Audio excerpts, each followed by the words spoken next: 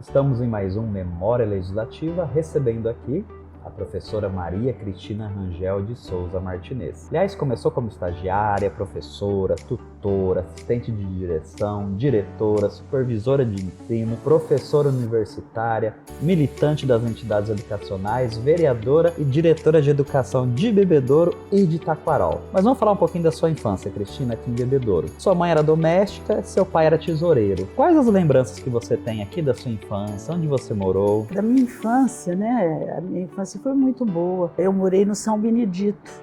Nasci lá em frente ao São Benedito, a igreja São Benedito. Fui criada lá, morei lá. Depois, mais tarde, meu pai comprou uma casa aqui na Vicente Pascoal e aí nós viemos para cá. Mas minha infância foi muito boa. Fui criada na igreja presbiteriana. O reverendo lá era o reverendo Rui Anacleto, meu professor no magistério. Mais tarde eu fiz ciências sociais até devido a ele, né? Por influência dele. E a partir daí eu acabei indo para São Paulo, me casei, tive meus filhos, depois retornei. Sobre a infância, tudo de bom, né? Era uma alegria. As amizades que nós tínhamos, eu não posso deixar de me referir a minhas colegas, a Rosa Marques, que morava lá no São Benedito, a Dina, e assim, o pessoal da igreja também, né? Porque a gente era muito amigo. Os adolescentes, né, se reuniam, isso era algo de muito bom. Me consta que aos 11 anos você mudou para a capital pela primeira vez. Por que você foi para São Paulo? O que te fez deixar Bebedouro? O que aconteceu? O meu pai, Oswaldo de Souza, que também foi suplente vereador aqui, né? Ele era muito político. Meu pai comprou essa casa aqui na Vicente Pascoal e estava encarecendo demais e a gente não estava tendo condições de sobreviver, pagando casa. Então, minha mãe conseguiu um emprego em São Paulo, de inspetor de aluno, através do meu tio que trabalhava na Secretaria da Educação, e aí nós fomos para lá. Eu fiquei aqui com a minha avó um ano, depois no ano seguinte eu fui para São Paulo, mas foi devido à situação econômica mesmo. E a partir daí eu fiquei um ano lá em São Paulo, depois vim embora. Pelo que consta, foi um episódio de doença na sua avó que te fez voltar. Foi. O que aconteceu? Minha avó teve um câncer na mama. Tinha que alguém ficar com ela. Então, como tinha que ficar alguém, então pensaram em mim, que eu não trabalhava, né? Eu tinha minha irmã mais velha, mas minha irmã trabalhava já. Foi o que aconteceu. E aí, pelo que consta, né, o Rui Anacleto teve uma influência na sua vida, tanto para fazer o magistério, depois sociologia. E aí, depois que você se formou, você foi trabalhar em São Paulo. Por quais lugares que você passou e como foi sua vida de professora? Você começou como estagiária lá? Isso, comecei como estagiária num bairro chamado Morro Grande, que fica perto da Brasilândia, na Zona Norte. Lá eu fiquei durante um ano, no ano seguinte eu já peguei classe. Continuei trabalhando no Morro Grande, fui para muitos lugares. Acabei trabalhando no próximo ao Pico do Jaraguá, num bairro chamado Vila Clarice, no Agenor Couto de Magalhães, que era um naturalista, que a gente tinha assim, contato com a família. Trabalhei na Brasilândia, de lá eu fui para Guarulhos, lá em Guarulhos, no Haroldo Veloso, na época eles estavam construindo um aeroporto de Cumbica. Trabalhei na Ponte Grande também, que é entre Penha e Guarulhos. Lá em São Paulo eu trabalhei em muitas escolas. Trabalhei no Tucuruvi, numa escola grande lá, Silva Jardim, que eu fui efetiva. Trabalhei numa escola também na Cachoeira, agregava os alunos descendentes de japoneses. O que me traz saudade mesmo foi uma escola que eu trabalhei em 1984, fui como assistente de diretor, depois eu passei a diretora, chamada Bairro 120, Escola do Bairro 120, em Francisco Morato. Ali me deixou muitas saudades, porque eu fiquei durante 4 anos lá, e lá a gente conseguiu assim, fazer um trabalho muito bom. Então, nós tínhamos grupo folclórico que se apresentava na região, alunos nossos, a gente procurava levar para outras escolas particulares, pegava assim quase que em primeiro lugar. foi um trabalho assim gratificante. Pelo que consta também, que eu li sua biografia, você tentava retornar a Bebedouro como professora, mas a transferência era muito difícil. Isso. Aí o jeito foi tentar um outro concurso. E parece que deu certo? Tentava todo ano voltar para cá, né? Fazer o concurso de remoção, tudo, mas eu nunca conseguia chegar porque eu tinha poucos pontos. Eu trabalhei mais no ensino de 5ª a 8ª do que propriamente no primário.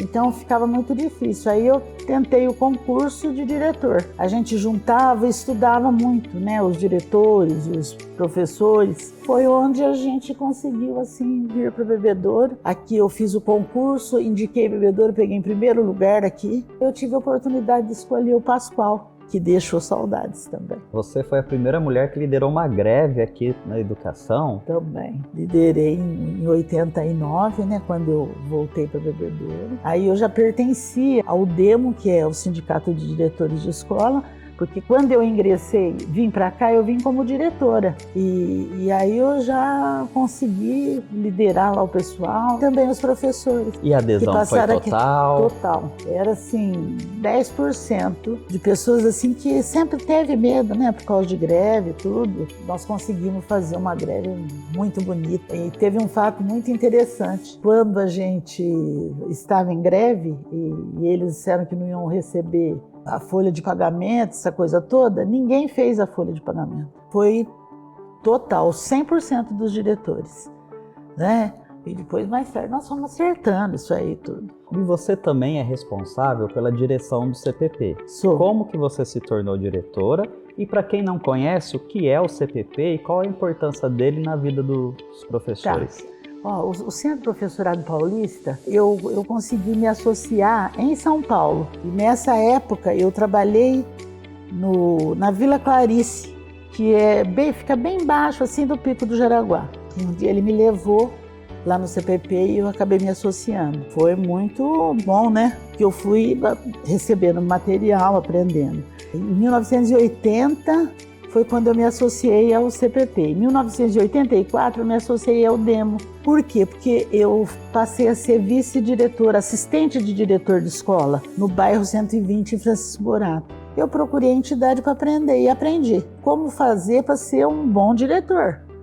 Posteriormente, eu acabei sendo a segunda secretária da UDEMO, que é o Sindicato dos Diretores de Escola, né? Esse é o programa Memória Legislativa. Se você está aqui, é porque você ocupou essa tribuna já. Você já foi eleita vereadora. Por que você resolveu ser vereadora? Partiu de você recebeu um convite? E como foi? E se você sofreu algum tipo de preconceito por ser mulher e por ser negra? Já que você é a primeira vereadora negra eleita por Bebedouro. Bom, políticas... Você já percebeu que eu fiz sociologia, né? E realmente a gente acaba se envolvendo com política. Gosta, né? E meu pai, se você for conhecer a história dele, ele também era um político, auxiliando o pessoal de Bebedouro que ia para São Paulo, ficava lá com ele, às vezes por dias, meses, para poder resolver os problemas aqui de Bebedouro. E ele resolvia lá. Aí uma coisa assim que acabou vindo, né, assim, de dentro e com relação a me candidatar, a ser filiada a um partido, começou dentro do próprio CPP. Porque nós tínhamos os nossos professores antigos lá, né, faziam parte da diretoria. Me recordo muito do seu Paulo Madeira. O seu Paulo Madeira, dona Cristina, precisa alguém ir para a política, precisa alguém ser vereadora, precisa ir. E aí eles foram incentivando, até que eu resolvi me filiei primeiro ao PSDB e me candidatei como vereadora. Esperava ser eleita de primeira? Olha, não esperava não, porque eu vejo que eleição é uma coisa muito séria. Infelizmente, muitos políticos, eles acabam assim utilizando o povo para votar, mas eles acabam assim negociando coisas. E assim, eu nunca fui uma negociadora. Até o pessoal na época que contava os votos, eles falavam: gozado, Cristina, teus votos são todos gente que sabe ler e escrever. Eu falei: isso é muito bom, né? Por quê? Porque, na verdade, é quem realmente tinha interesse que a gente chegasse à vereança. Para mim, assim, foi uma surpresa, foi uma alegria. E graças à minha família também, né? Meu esposo, meus filhos, todos eles saíam para me ajudar. Eu tenho pessoas, assim, que ficaram na história. Os amigos, né, que realmente colaboraram com a gente. E você sofreu algum tipo de machismo na política ou algum tipo de preconceito por ser negra? Em termos da política, não. Sempre tem aquela pessoa que não aceita, né? Por exemplo, quando eu assumi o CPP, tinha algumas pessoas que falavam: onde já se viu uma negra assumir a direção de uma entidade de classe? Mas tudo isso passa, né?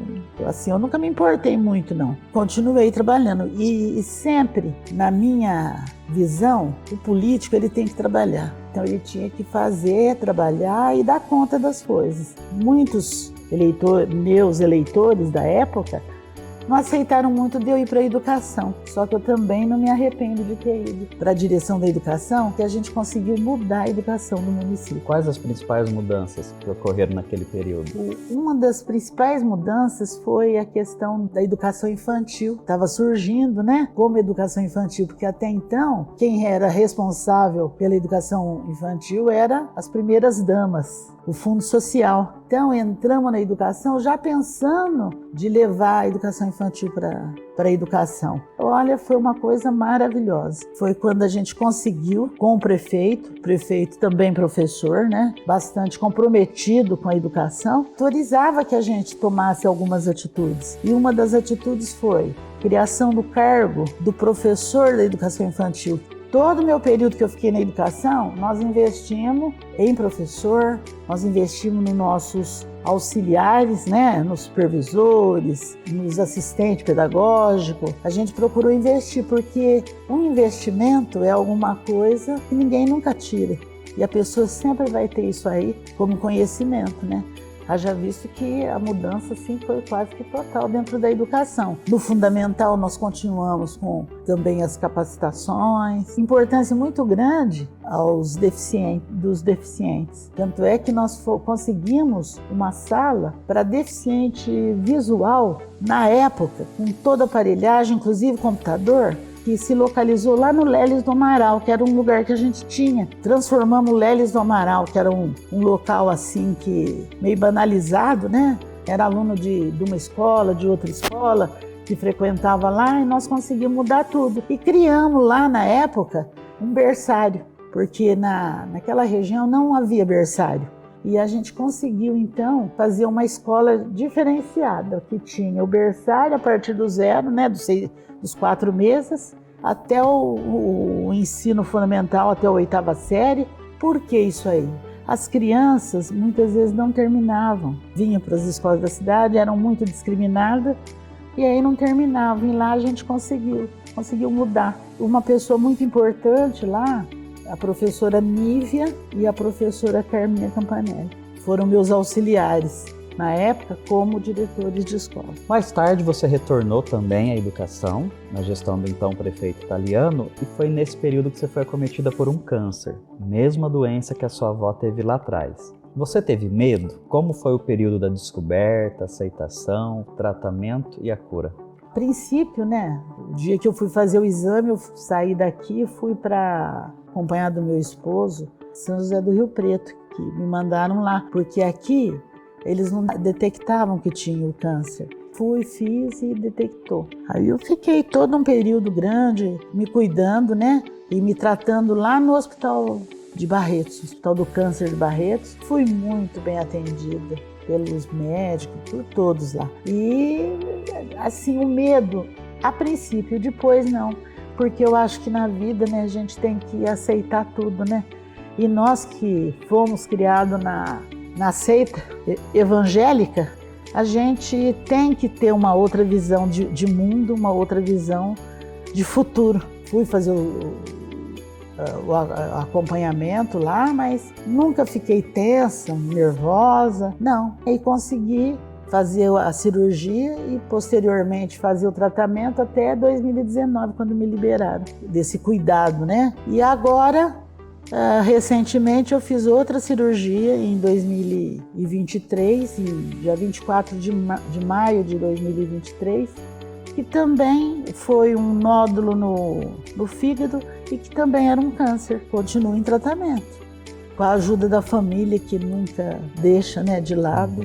Tem que falar assim que em relação à minha família, meu irmão, minha cunhada, o meu esposo, os meus filhos, né? São bênçãos que eu recebi de Deus. Meus 3 filhos formados, cada um tendo sua vida, meu esposo maravilhoso que me acompanha em todas as atividades. Só posso agradecer a Deus por tudo que Ele tem me dado. E se precisasse fazer tudo, eu faria tudo outra vez. Muito bem. Cristina, como você quer ser lembrada? Como você deseja ser reconhecida pelas pessoas daqui 10, 20, 30 anos? Como você gostaria que as pessoas lembrassem da Cristina Rangel? Bom, primeiro Cristina Rangel. Mas assim, alguém que passou pela vida e que não passou em branco. Eu sempre me coloco assim sempre lembro num pensamento que eu li há muitos anos atrás. A gente tem que frutificar aonde Deus nos plantou. E eu acredito que eu não passei assim em branco. Eu sempre procurei fazer o melhor para todo mundo. Sempre procurei orientar. Muitos professores encontram comigo e falam: graças à senhora que eu fiz tal coisa, eu nem me lembro. Mas eles assim, que realmente eu tive participação na vida deles. Eu fui diretora, fui professora na FAFIB, né? Até 2001, fui de 91 até 2001, quando eu ganhei como vereadora e depois fui para a educação. Então eu fiquei afastada um período, depois pedi que eles me dispensassem, né? Porque não ia dar conta. E com isso eu conheci a grande maioria dos professores, porque a FAFIB até então era a escola, oferecia mão de obra para a educação. Não era só aqui de Bebedouro, da região, era de Rio Preto, era de Barretos, era de Jabuticabal. Então muita gente vinha de fora estudar aqui para poder ser professor. Posteriormente a esse período que eu trabalhei lá, houve um concurso e a grande maioria dos professores da época que passaram no concurso, mesmo para os professores de 5º, 8º ensino médio, eram oriundos da FAFIB. E com isso a gente encerra mais um Memória Legislativa com a participação da professora Cristina Rangel.